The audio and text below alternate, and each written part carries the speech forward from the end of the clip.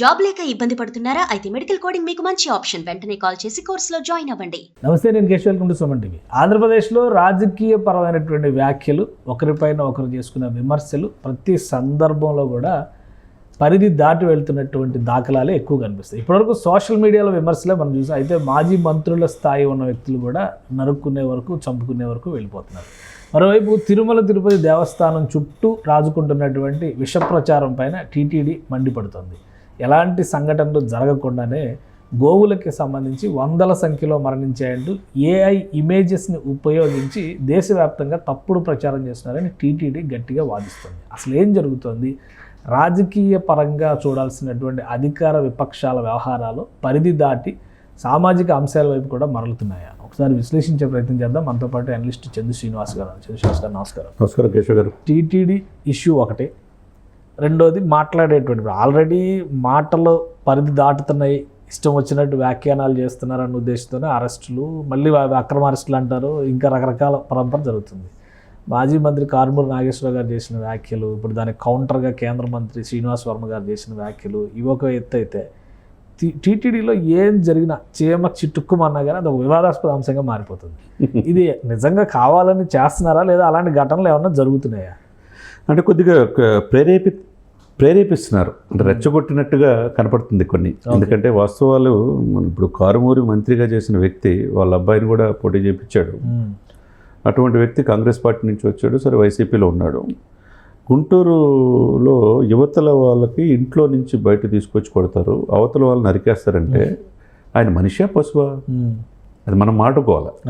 అంటే ఎవరైనా ఊరకనే ఖాళీగా కూర్చున్నారా?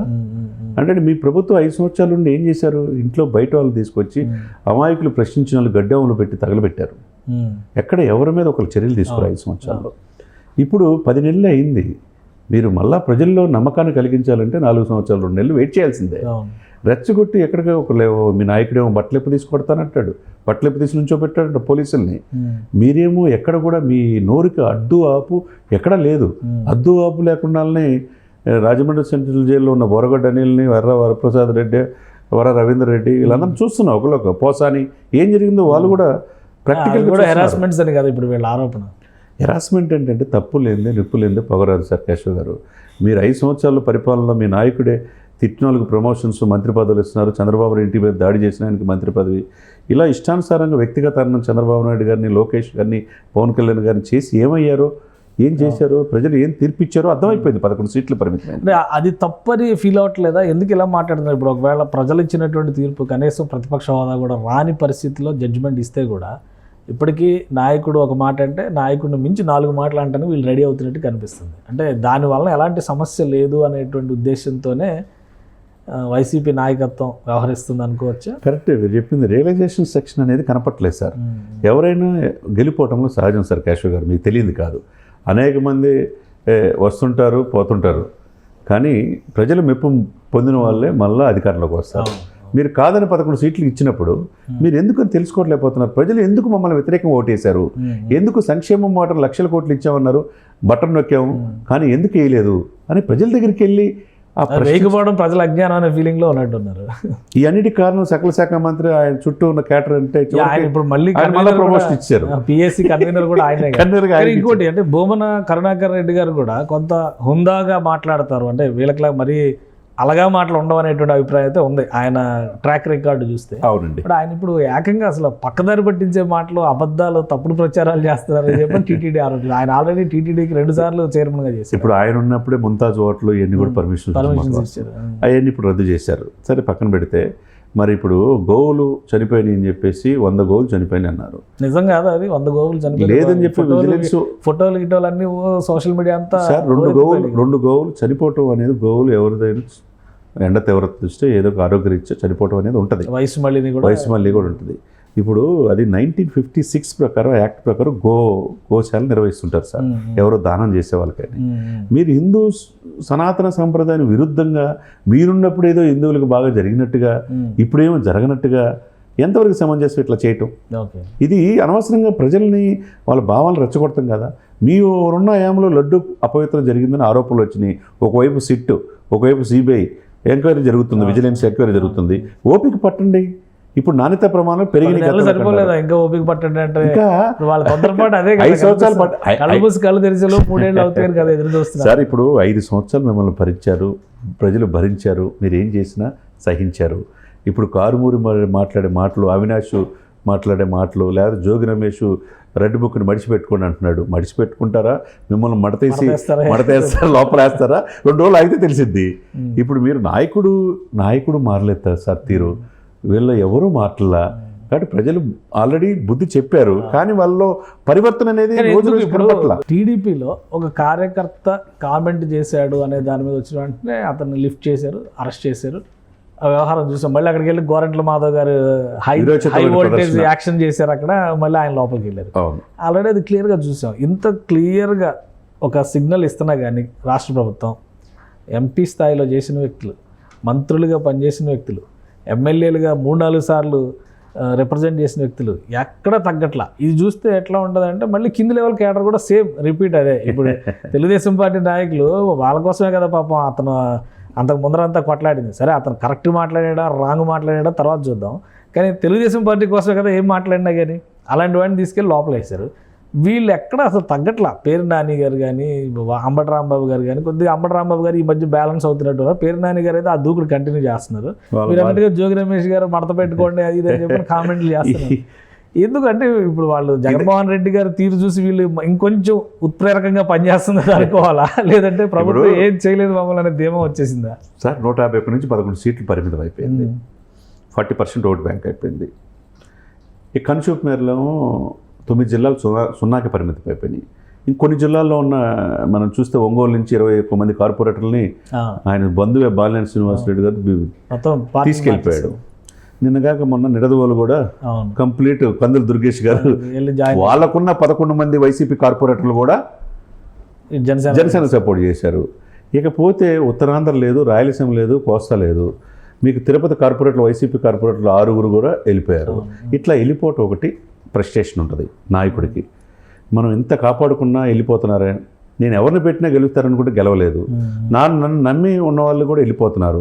ఒకవైపు వీళ్ళ ధైర్యం ఇవ్వాలంటే ఏదో ఒక రకంగా నేను మాట్లాడాలనే ఉద్దేశంతో ఆయన బట్టలు తీస్తున్నాడు. వీళ్ళు అదే మార్గంలో వీళ్ళు పోటీ పడి వీళ్ళు అంతకు మించి మాట్లాడుతున్నారు. కాబట్టి ఇక్కడ చట్టం తన పని తను చేసుకోవద్దు. ఇదేంటంటే మైండ్ గేమ్ సార్ ఇది.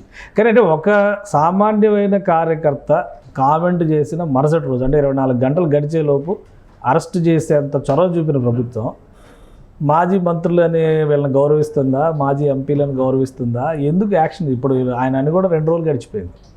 కేంద్ర మంత్రి కూడా కౌంటర్ డైలాగ్స్ చెప్పారు, కానీ పోలీస్ యాక్షన్ ఏది? ఎందుకు రియాక్షన్ లేదు? అంటే గుంటూరు అవతల ఉన్న వాళ్ళని సావగొడతామంటే వీళ్ళకి ఏమైనా రాసిచ్చారా సావగొట్టండి అని చెప్పి? సామంత రాజ్యం ఏమైనా పాల్గేళ్ల రాజ్యంలా కనిపిస్తుంది ఇంకా లేదంటే ఎందుకు యాక్షన్ లేదు అనేది నాకు అర్థం కాదు. డెఫినెట్గా ఇది పాలిటిక్స్ సార్. పాలిటిక్స్లో ఇప్పుడు ఏంటంటే ఆయన ఇప్పుడు అభివృద్ధి ఎంత జరుగుతున్నా డైవర్ట్ చేయడానికి చూడండి, గత వారం నుంచి చూస్తే అంతా కూడా వైసీపీ కనపడుతుంది.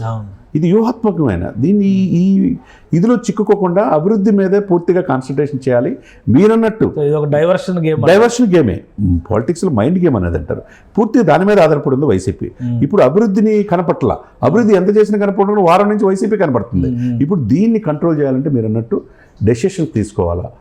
ఇప్పుడు 65,000 మెట్రిక్ టన్నుల బియ్యం ద్వారంపూడి అనుచరులు అని అన్నారు. ఇంతవరకు చర్యలు తీసుకోలేదు. ఢిల్లీలో దేశ రాజధాని నడుపుతున్న ఢిల్లీలో ఒక షాప్ పెట్టి ఇల్లీగల్గా కిలో కందిపప్పు అంటే 900 గ్రాములు ఉంటాయి వెళ్ళి సాక్షాత్తు నాదెండ్ల మనోహర్ గారు పట్టుకున్నారు. దానికి కూడా చర్యలు లేవు. ఇంతవరకు చర్యలు లేవు. అదే చర్యలు తీసుకోకపోతే ఇటువంటిది ప్రజల్లో ఒక రకమైన ఇది కలిగిద్ది. ఏదైనా వాళ్ళు చెప్పిన మీరు అన్నట్టు ఒక కార్యకర్త దుర్భాషలాడటం, భారతి గారిని తిడటం తప్పు, అతను శిక్ష పడాల్సిందే, పార్టీని సస్పెండ్ చేశారు. అదే వేగవంతమైన చర్యలు వీళ్ళు నోరుకు వచ్చినట్టు మాట్లాడినప్పుడు వీళ్ళ మీద కూడా తీసుకోవాల్సిన బాధ్యత ఉంటుంది. ఇప్పుడు 11 మంది సిఐల్ని 11 మంది పోలీస్ సిబ్బందిని సస్పెండ్ చేశారు. మాధవ్ విషయంలో ఏదో ఫోన్ ఇచ్చారని చెప్పేసి ఆ స్పీడ్ కనపడాల్సిన అవసరం ఉందని చెప్పేసి ఆంధ్రప్రదేశ్ ప్రజలు కోరుకుంటున్నారు.